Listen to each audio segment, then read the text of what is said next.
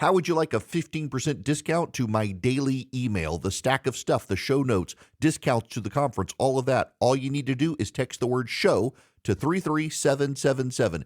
You'll get the annual subscription with a 15% discount to my daily email. You'll get the stack of stuff, the links to the show notes, discounts to the conference, and so much more. All you have to do is text the word show, SHOW, to 33777. Text show to 33777.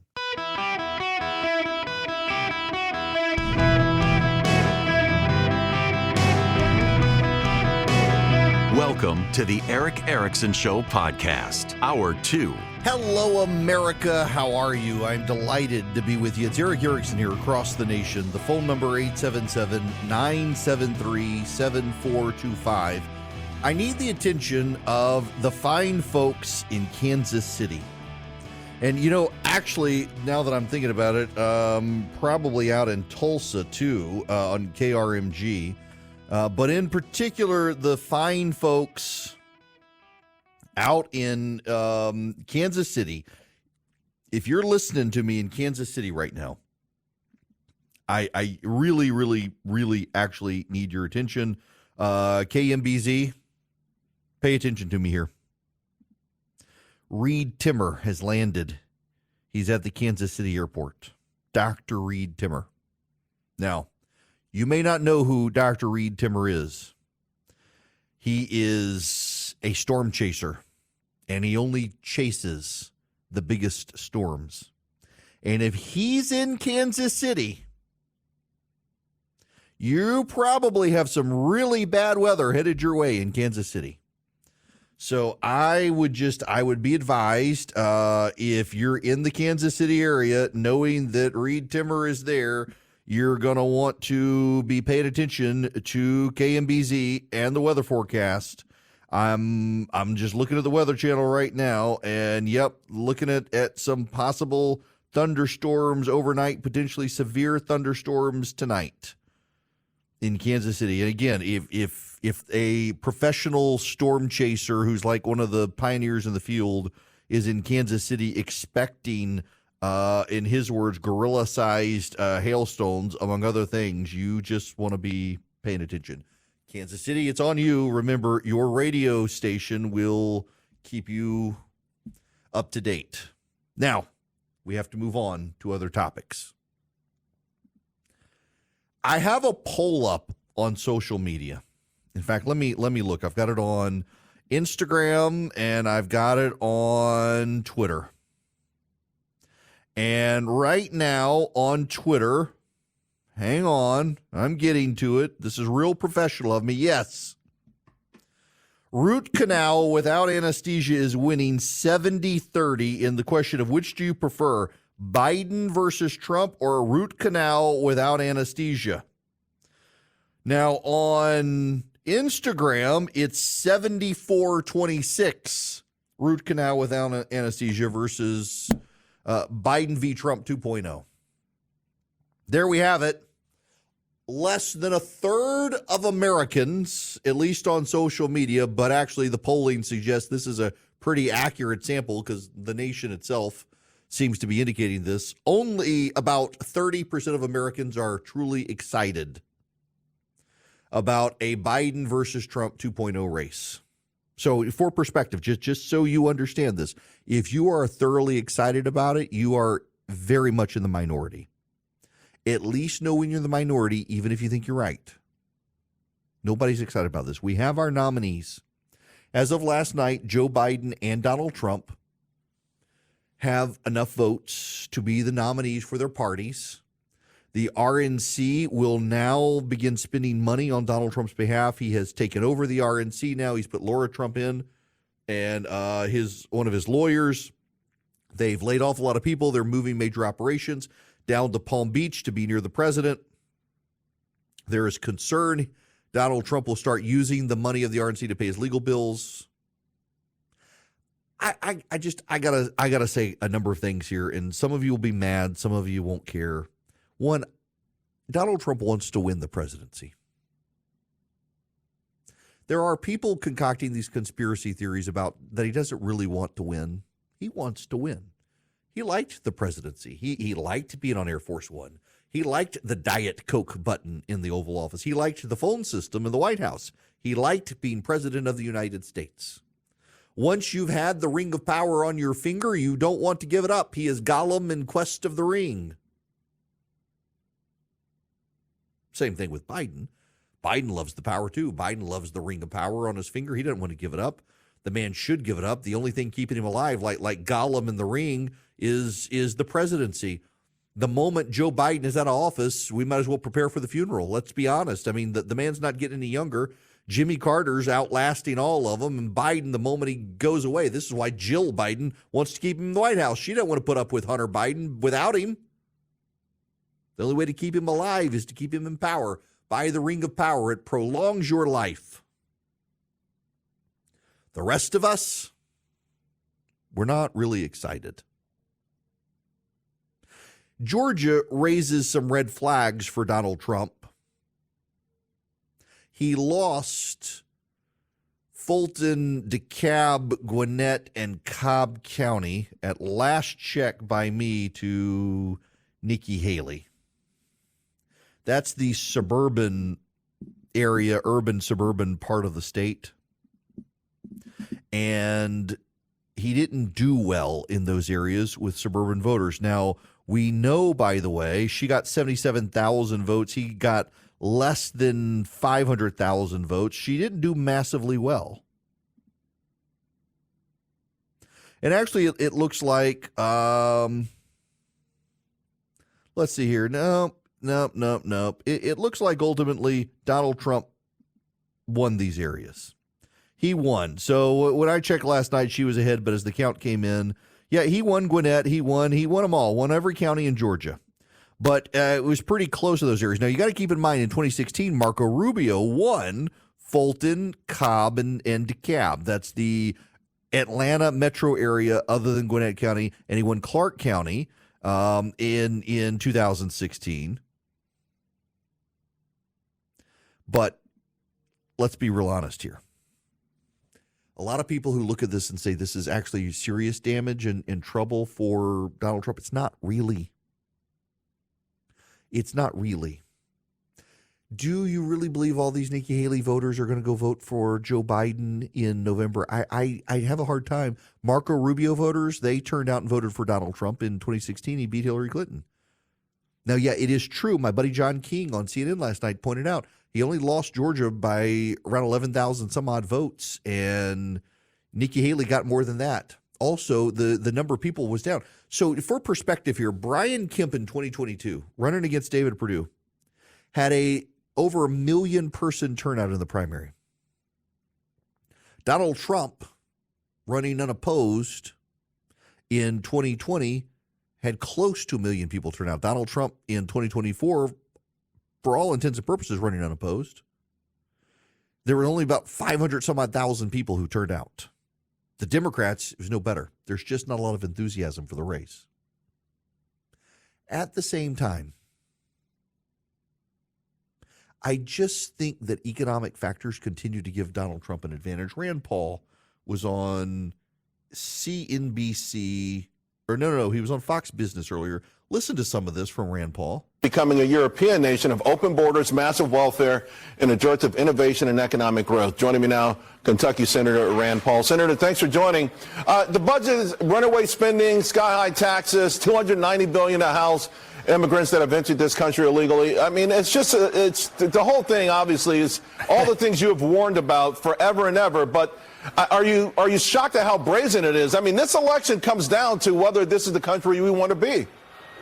Yeah, if you like inflation now, if you like your grocery bill being up 20%, you're going to like it even more because it means more inflation will come. But it's also fundamentally sticking your head in the sand to think that higher taxes are good for the economy. The reason we're doing fairly well now is still because of the tax cut of 2017, passed by Republicans, passed by Donald Trump. But there is a fundamental difference between the parties. Joe Biden and the Democrats think that if you tax business, somehow that's going to be something that we survive, and it won't cost us jobs, but it will cost jobs. Inevitably, you'll have economic malaise and you'll have loss of jobs if you raise taxes on corporations. And so I think it's very much a misguided blueprint, and I think it'll be dead on arrival here. I don't think we'll let it happen. You know, the fact that Joe Biden is recycling the same playbook that sparked inflation the first time is just another issue that goes to Donald Trump's advantages. And the Democrats are so convinced, that they hate Donald Trump so much that there's no way anyone would possibly vote for him. You know, grocery prices were less on January 6, 2021 than they are right now. Gas prices were lower on January 6, 2021 than they are right now. Home prices, average home prices were less on January 6, 2021 than they are right now. Democrats are obsessed with January 6, 2021. Americans are obsessed with the price difference between January 6, 2021 and now. That is ultimately the defining line here.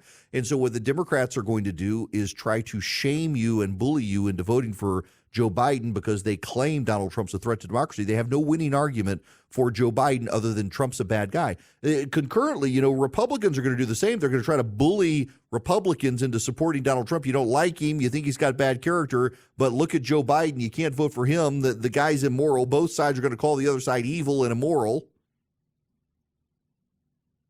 Somebody the other day on social media, on Instagram, said, I'm concerned with you passively suggesting people not vote in November. I'm not passively suggesting anything. I'm actively telling you that don't let people bully and shame you into voting for someone. If you find both candidates to be an abomination, don't go vote for them. The lesser of two evils is still evil, and you don't have to participate. In fact, I personally believe, and dare I alienate everybody by saying this, I think if you view it as a matter of stewardship that I can't vote for either of these guys and that's going to send a signal to do better next time, then so be it. I don't know what I'm going to do. Honestly, I genuinely don't know what I'm going to do.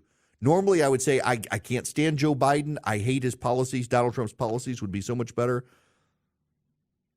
But then I start thinking, my gosh, look at his flip-flop on China, on TikTok because of donors and grievances. And is that what 4 years is going to be like, where it doesn't matter what the policy is and how sound it is? It's going to be about petty personal grievances and who gives him checks. Do I really want to participate in that?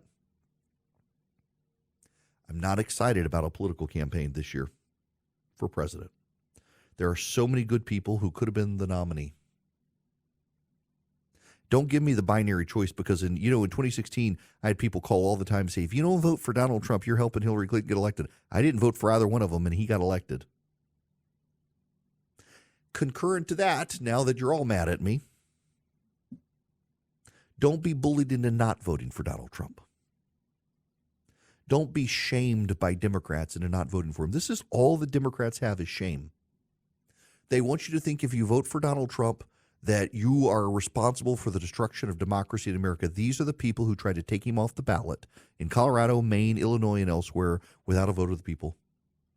Spare me your lectures on democracy, Democrats.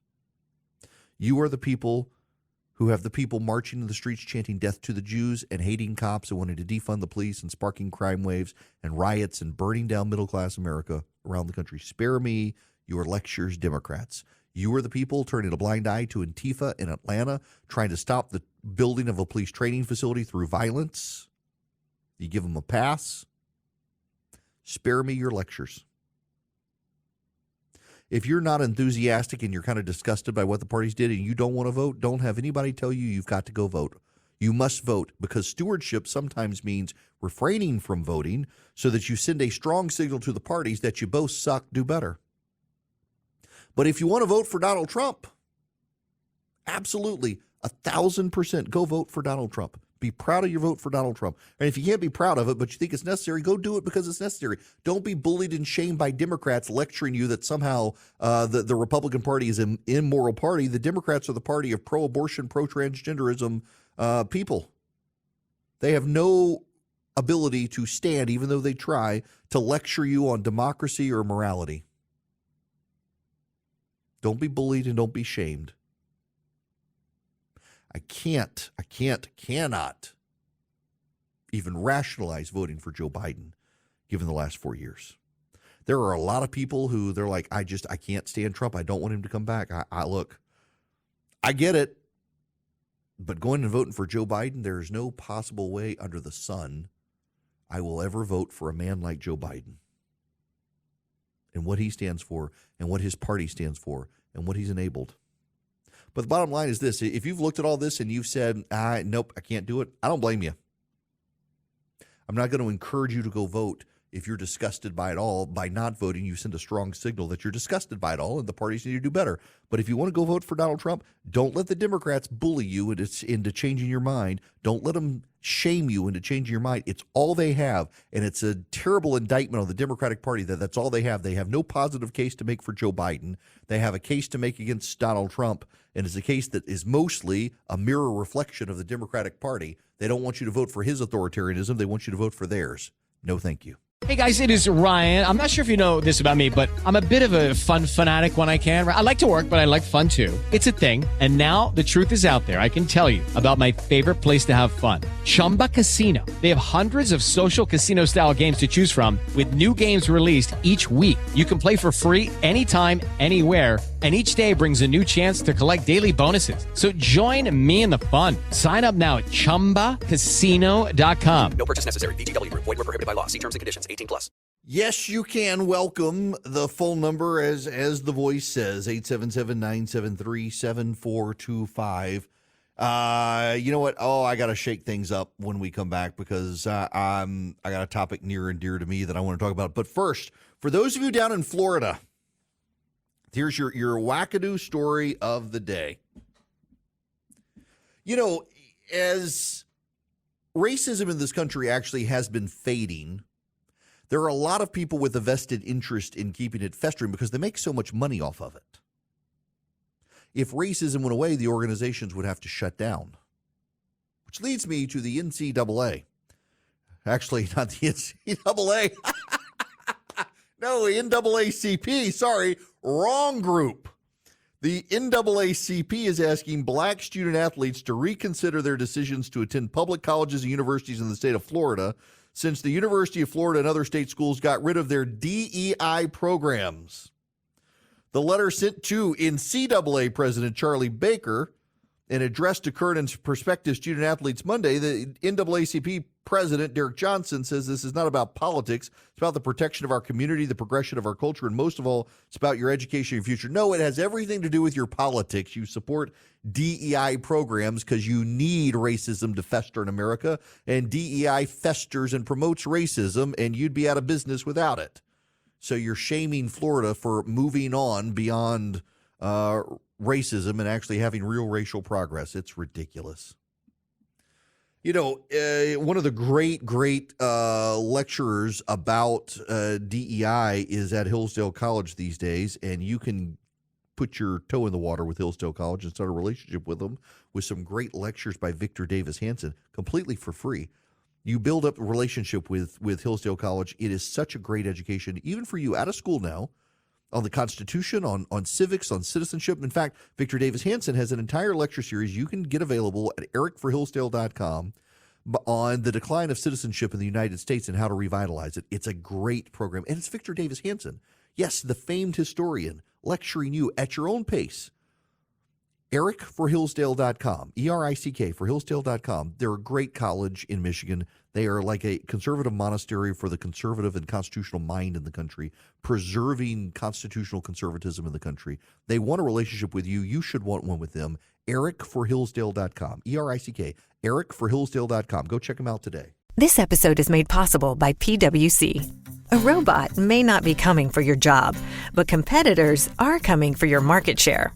At PwC, we pair the right tech with the right solutions to help you gain a competitive edge. Reimagine operations from the cloud, fuel innovation with responsible AI, and detect risks before they become headlines. That's human-led and tech-powered. It's all part of The New Equation. Learn more at thenewequation.com. Hello there. Welcome. It is Eric Erickson here. The phone number, 877-973-7425. Should you wish to be on the program, happy to have you. Let's go to Antonio. Welcome to the show, Antonio. How are you? Fine. How you doing? Good. What's going on? Oh, no, I was just saying that I'm an African-American black from Atlanta, Georgia, born and raised here. I don't think the media really covering that. I voted for Joe Biden last time. I'm just going to be honest. A lot of my friends, we voted for him, and now we all changing our minds like, no, we're not voting for Joe. It's a no for Joe. We say, hey, maybe we have to go with Trump because the things Trump did while he was president worked for America. You know, it worked for everybody, not just the black community, but for everybody. Now things with Joe is so hard. It's so hard at the point that he's trying to deflect that he's doing so bad. He's trying to make it seem like he's doing good. And I'm like we're trying to figure out how are you doing good when the economy is still so bad. We don't get it. I don't get it. My friends don't get it. But a lot of us in Atlanta, we're not voting for Joe. It's a no for Joe. You know, so Antonio, it's funny you say this because there's actually some polling out this morning that people now have fond memories of the Trump administration and his favorability ratings for his time in office is now up to 49% support. Had been at 40, it's up to 49% support. It's a 9-point increase in the past year for the favorability of Donald Trump's time in office. And it's being judged in real time by what's happening with Joe Biden's time in office. And as you're saying, you're black, your friends are, and y'all voted for Biden the last time, and some of you are going wobbly on that issue. And the data is out there. Y'all, again, I know a lot of you say the polling is terrible out there, but it's reflecting the trends. Antonio himself and his friends are an anecdote, but they become data when you compile it across the country, and it's reflected in these surveys of voters. The deep dislike of what was obtained by going to Joe Biden. Again, the media and the Democrats are furious about January 6th. It's a defining, disqualifying moment for them. What is defining and disqualifying for your average American is the prices on January 6th versus the prices today. And they're up in every category since then, and that is defining and disqualifying for them against Joe Biden, not Donald Trump. They don't care about a temper tantrum, a bunch of white dudes going inside the Capitol on January 6th. They care that they can't go to the grocery store today and spend what they spent on January 6th, 2021 and get the same amount of groceries. And that matters for a lot of people. The fact that the Democrats don't seem to understand that or don't care about it, and that's actually how it comes across, is that they just don't care. They want to make excuses for themselves. That matters. Now, y'all, I'm going to change topics here. I don't care to talk about Robert Hur right now. We may get back into this because there is a story that has piqued my interest in a very big way. And I don't want to talk politics. I am fascinated by this. I tell you all the time. I say it at least every week. I said it yesterday, as a matter of fact.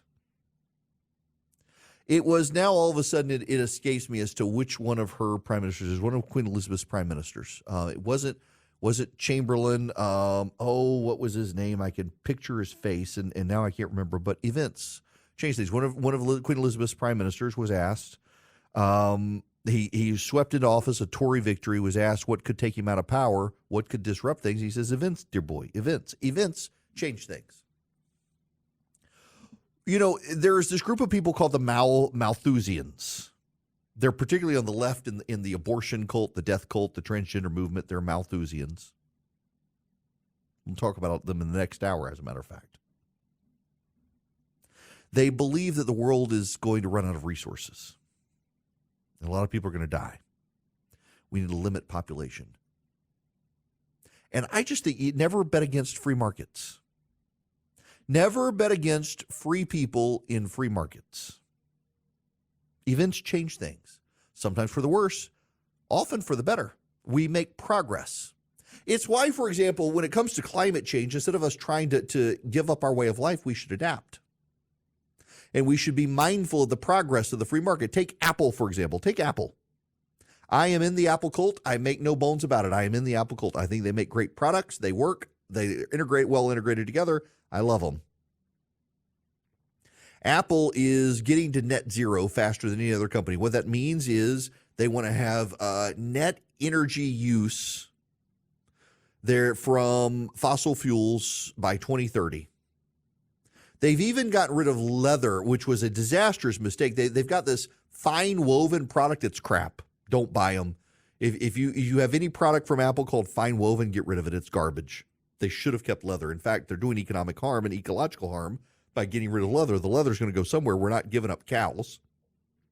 Apple decided it wanted to be vegan or some such, and so they stopped making leather cases. They made great leather products for their iPhones and iPads and the like, and they stopped because the environmentalists got mad at them. Well, we're not going to give up beef. The leather is going to wind up in a landfill somewhere when Apple could have used it. It was stupid on their part.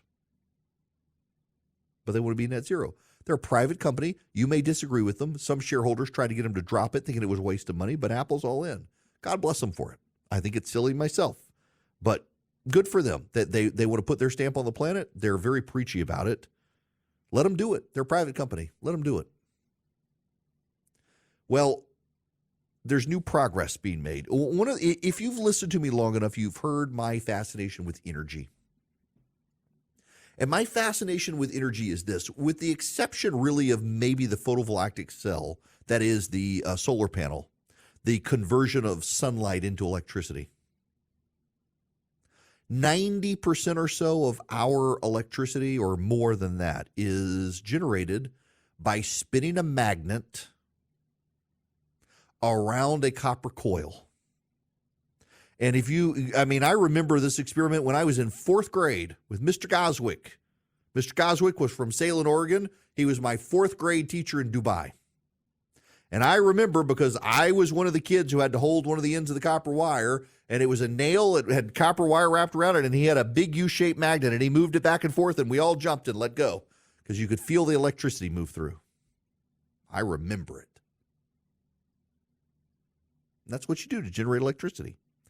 You take a magnet and you pass it rapidly back and forth over a copper wire, or you spin the copper wire with a fixed magnet. And all of our energy into producing energy goes to spinning that magnet or that coil, and mostly through the generation of steam. So we burn coal or natural gas or oil or something to generate heat, to make steam, to boil water, to make steam at high pressure, to spin the turbine. Windmills use the wind to spin the turbine. Hydroelectric dams use the pressure of water, but more often than not, it's about converting water to steam, or pressurizing water in some way to pass through, to spin a turbine, to move magnets around a copper coil to produce electricity. It's fascinating. Nuclear power is one of the cleanest ways to do this. There has been a quest now for fusion power. So fission is when you split an atom and it generates a lot of heat. One of the very first nuclear bombs was a fission bomb, and then we moved to fusion bombs. Fusion bombs fuse two atoms together, produce an enormous amount of energy. Fusion is what's happening at the core of the sun. Fusion bombs and fusion generate massive amounts of energy. And unlike fission, where you're splitting atoms apart, fusion is very clean. There's no waste. And it's been a thing of science fiction. Evans Pritchard in the London Telegraph has this. Even well-informed members of the West's political class are mostly unaware of the quantum leap in superconductors, lasers, and advanced materials suddenly changing the economics of fusion power. Britain's first light fusion announced last week it had broken the world record for pressure at the Sandia National Laboratories in the U.S., pushing the boundary to 1.85 terapascal, 5 times the pressure at the core of the Earth. Days later, a clutch of peer-reviewed papers confirmed that Commonwealth fusion systems near Boston, Massachusetts, had broken the world record for a large-scale magnet with a field strength of 20 Tesla using the latest high-temperature superconducting technology. This exceeds the threshold necessary for producing net energy, or a Q factor above 1. Overnight, it basically changed the cost per watt of a fusion reactor by a factor of almost 40, says Professor Dennis Wyatt, plasma doyen at the Massachusetts Institute of Technology, MIT. The March edition of the IEEE Transactions on Applied Superconductivity published 6 papers ratifying different aspects of the technology. The magnets are used to fuse hydrogen isotopes by squeezing super hot plasma inside a tokamak device. The temperature must be 10 times hotter than the surface of the sun in order to replicate solar fusion because the Earth's magnetic field is so much weaker. The old low-temperature magnets are made of niobium alloys operating near absolute zero. The new magnets lift the temperature from 4 kelvins to 20 kelvins using rare earth barium copper oxide with a radically new design. They combine superconductivity with extreme magnetic power. This leverages a multiple order of magnitude increase in fusion capability. Now, for some of you, this is gobbledygook. Let me explain.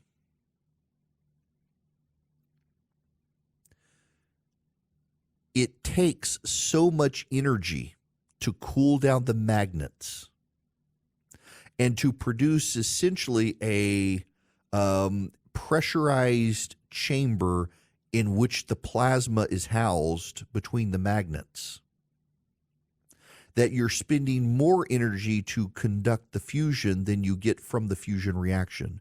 It's a net energy loser.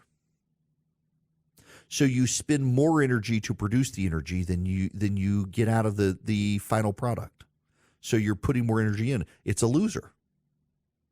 But now they've come up with new technologies and new magnets, and they can actually, they spend less energy producing the power to conduct the reaction than they get out of the reaction. It's a net energy positive. That means that we have now crossed the threshold for fusion power for the first time in history. Fusion power essentially takes 2 hydrogen isotopes. Hydrogen has what, 1 proton, 1 electron. It's the very first element. It's the lightest element, and it forces them together into helium. Helium is an inert gas. By pushing them together, it releases so much energy, but it has to be done in a magnetic, essentially the magnets create a tube and the plasma is pushed together in this tube created by the magnetic fields. Now, here's the amazing thing. So you're reading 10 times hotter than the sun. What if this explodes? So you know the most remarkable thing about the science that they've discovered is that when the field breaks down and the plasma escapes, it immediately dissipates. It immediately goes away. So it's not only safer than fission nuclear reaction, it produces no waste. We used to think fusion was always years away, and now suddenly it's here. Now, I bring all of this up, one, because I'm very fascinated by it, and I hope you are too, because we all of our research and effort into energy has gone to heating water to spin a turbine. Now we have a way to heat the water super efficiently with fusion. It releases an enormous amount of heat. Very, very, very cleanly. It puts us on a path to a tomorrow where we don't have to worry about fossil fuel emissions. We don't have to worry about climate change. The climate change doomsayers are forever saying we're all going to die. We've got 10 years. Here now, it is possible that we could have fusion reactors up and running in the next decade. The Washington-based Fusion Industry Association says 4 of its members think they can do it by 2030. 90% of its members think they can do it by 2040. China started a fusion consortium last year, undoubtedly stealing our data and technological know-how. We're moving in a direction towards energy reactions that used to be the things of science fiction and are becoming science fact. Essentially, it's a warp core from Star Trek. Magnets pushing a plasma conduit together that allows a fusion reaction to generate enormous energy. That's basically what a warp core is in Star Trek. Yes, I am a nerd. I love Star Trek. And you're doing it in real time in the real world. This is life-changing, literally life-changing. It's game-changing for energy. And we have all the mass hysteria about climate change. Events change things, for the better oftentimes.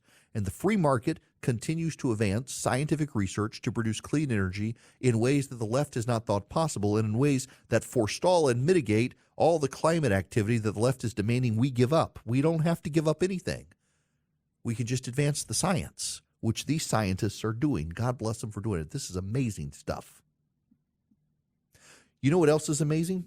Vision Computers and how they can save your company time and money. You want your employees to be efficient and proficient at their job, not at maintaining their computer and setting up their email and printers. That's where Vision Computers comes in. Let's say you got an IT guy and you don't want to get rid of the IT guy because he handles your network security and stuff like that, but you don't want to bog your IT guy down with the silliness of my email's not working, my printer's not working, I don't know how to do this on my computer. Well, for $179 a year, not a month, a year, Vision Computers can be how you offload some of the IT capacity. They can take over the menial stuff so your IT guy can do what he does and your employees can do what they do well so you have limited downtime. They can do it for your home or office. They can build you PCs, laptops, or desktops, or they can also be your world-class support. They have thousands of 5-star reviews from Google. Now listen, you do not have to have bought your computers from Vision Computers.